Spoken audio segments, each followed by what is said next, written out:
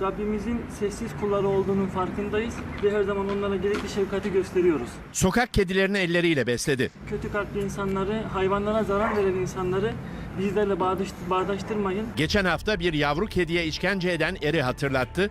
Bizi onlarla bağdaştırmayın dedi. Teşkilatımızla hayvana işkence yapan, hayvanlara zarar veren insanları eşleştirmenizi, bağdaştırmanızı istemiyoruz.